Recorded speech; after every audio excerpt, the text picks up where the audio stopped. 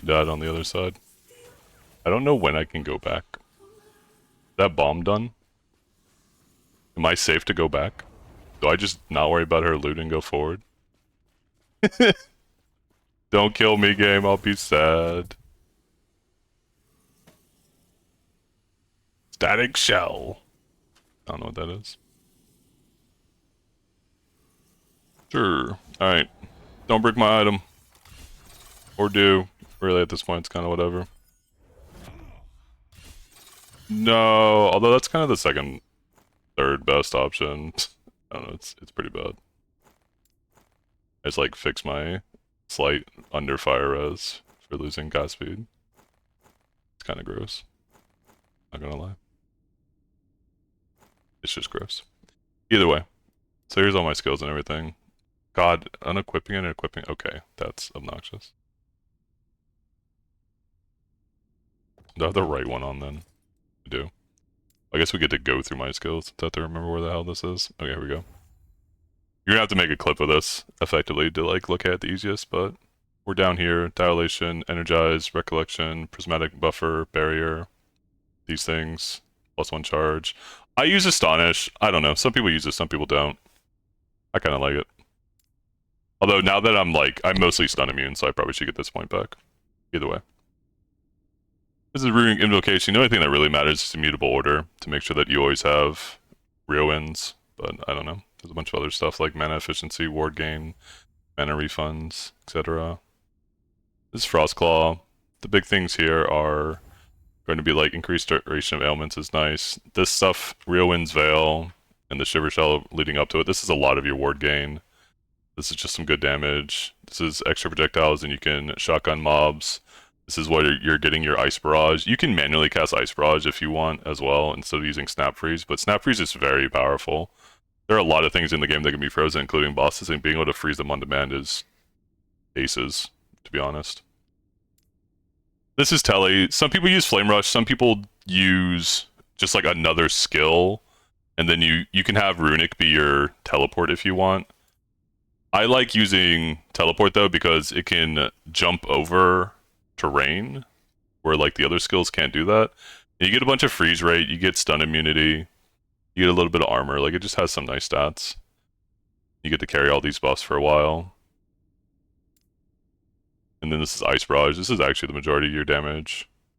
While it's firing, it's like an absurd amount of damage. You just have like this Frost Armor stuff. This is honestly kind of whatever. The thing is that you need this. This is so much extra damage. It's 6% global damage. It's like hard to give that up, right?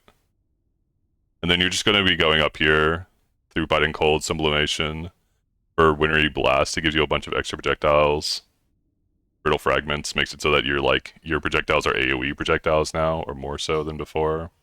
And then I've taken Eternal Winter and Challenge the Elements. But there's like a bunch of different things people take. Sometimes people just like dump more points. I wouldn't put the third point into this. It's not good. Don't put the third point into Sublimation. You have to do 2 points because it's a prerequisite. The third point, because of the reduced fire rate, is actually just like a negative. Or like a push. It's not worth it. Don't put a point into this, the third. But you can dump more into like Frigid Barrage. Subthermal's a good thing to make sure you have max out. Hailstorm's okay. But this is like good for bossing. This is where I have it. I'm trying to remember what my other point was. It's probably just going to be Frigid Barrage. I'll just do Winter. I'll just do Winter. For single target situations, the Eternal Winter, like the duration doesn't matter that much because you're going to proc the Power Word Hail enough that having a shorter duration doesn't matter. But while you're like zipping through maps, it's really nice to kind of just have a long duration Ice Barrage that you can let clear the map for you, and you don't have to like worry about spamming things out as much. But those are the passives or whatever, the skills. Passives, this is like a very stock, like every mage has this effectively. 5 Flurry, 7 Elementalist, 8 Arcanus. I've started putting a few points into Elemental Affinity just to like help cap out my fire res, but those will probably get reallocated soon. But it gives damage, it helps you. Like, this is pretty useful for capping res early. You have Arcane Momentum, Calculated Destruction, Cryomancer, and Chill to the Bone. This just helps make sure that you have enough leech. You have the Blessing for leech as well, but having even more is helpful. And then it's just like a bunch of damage, right? Plus you need to get to Ice Barrage anyway, so That's how you do it. Then you go into like, so unsealed mana, arcane focus, sphere, circle elements, like things of this nature are pretty stock. And then you'll kind of deviate from there. Some people use metal catalysis. Some people use edicts. Some people use inscribed instruments. It kind of depends on what like your weapon setup is and whether you want more ward gain or not. I'm thinking of respecking into edict because like I have enough damage where, I mean, I probably should just have more defense. You need 7 points in freezing point. This is like being able to scale armor shred on your necklace to get frostbite chance is huge. Like it's a very large source of frostbite chance for you. I have never late and a bunch of points into Rune of Dilation. Some people have this, some people don't. This just makes it so that you get a little bit of movement speed and cast speed. It's not necessary. If you want to dump it into like more defenses or, I don't know, damage somewhere, go for it. I take Decree of Burning Wind. Just gives you a little bit of damage. I have Runeward Hurricane. Some people do Runeward. Not very many I've seen have done Runeward Hurricane. I just do this because it gives you a little bit of freeze multi, right? You have like thousands of freeze multi, so it doesn't really matter. But more frostbite stacks equal more dot DPS. Yeah. Frostbite is your damage. Although I'm getting to the point where I'm capping.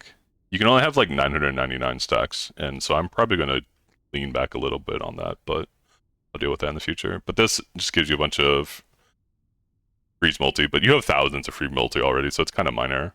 Some people take Runeward Cataclysm for extra damage. The problem is that you have to dump you have to dump 5 points into this, and you don't care about the crit. Other than that, Ancient Inscriptions is good for cooldown. Just good for int. Int's a good stat to have. Branded Deception, once again, just like extra damage. A lot of this stuff is pretty stock. It's just kind of a question of like how much of the defense and how much of the mobility stuff do you want. If you want, you can even like spec even more mobility with Essence of Celerity, which I might end up doing just for like, you have to spend 6 points, but you get 10% movement speed, and this build has no movement speed. Like you're forced into, so we can go over to the gear real quick. Like you pretty much have to use Snowdrift. Like this is kind of the gimmick of the build. Is you get a bunch of cold penetration with frostbite per 10% freeze multi, and then you have like thousands of freeze multi. I don't know if I can actually see the stats of freeze multi. I'm sure I can somewhere, right?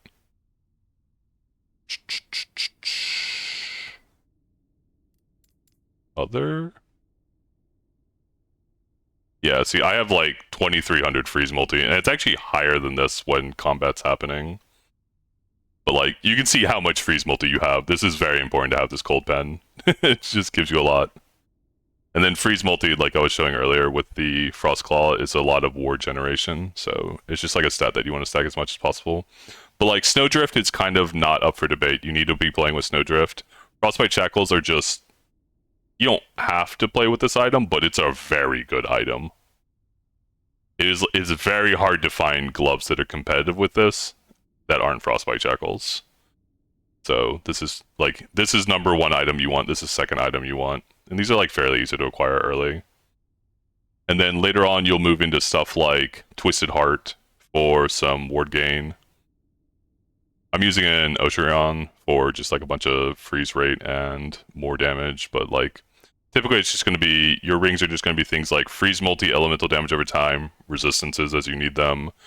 You're originally going to use a wand or like a scepter with just regular spell damage, but you want -3 spell cost early on. And so you can play with a Mad Alchemist Ladle if you want early. It's not that bad. And then eventually you'll transition into a T7 Exalted spell damage scepter for the -5, which makes it so that your Frost Claw is 0 mana instead of 4 mana. It's like very important when you're doing the Ice Barrage stuff, or else you'll go out of mana very often.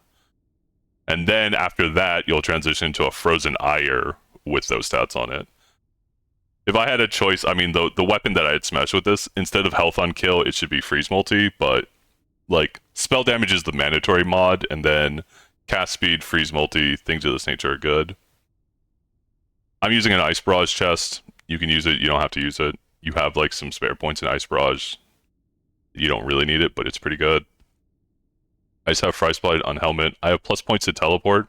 If you use Flame Rush instead of teleport, which is fine, like Flame Rush is pretty good, and especially in maps where you're going from north to south, it's very efficient because like teleport has a shortened range just because of the way the UI is set up.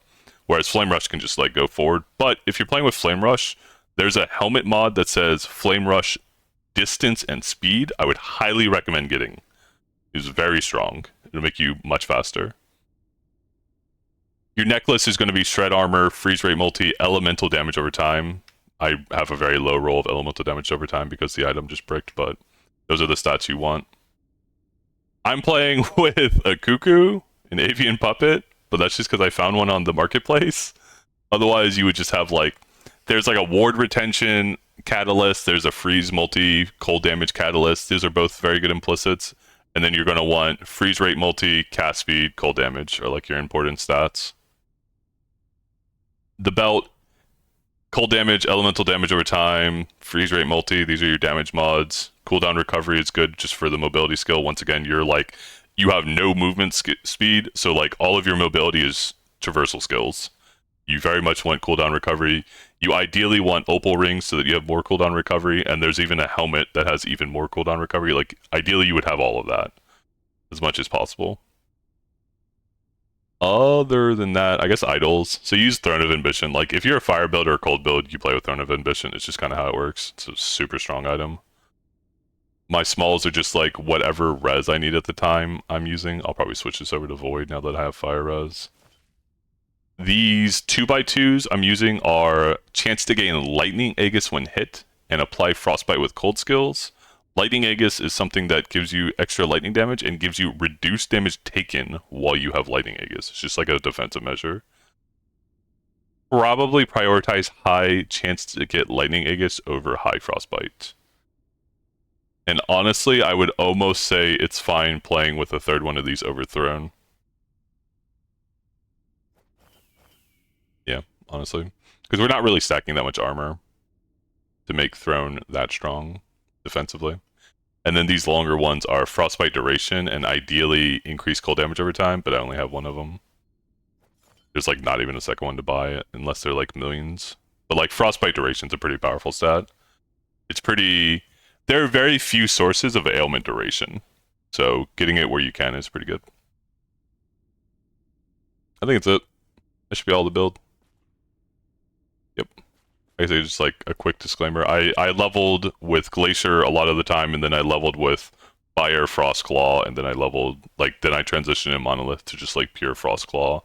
And then once I had minus mana cost Exalted mod, I transitioned into...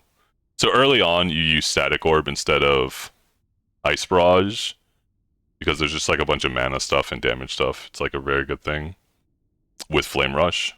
But then later you're going to transition into Ice Barrage when you have the minus mana. I think that's it. That should be all the stuff, all the items, all the everything.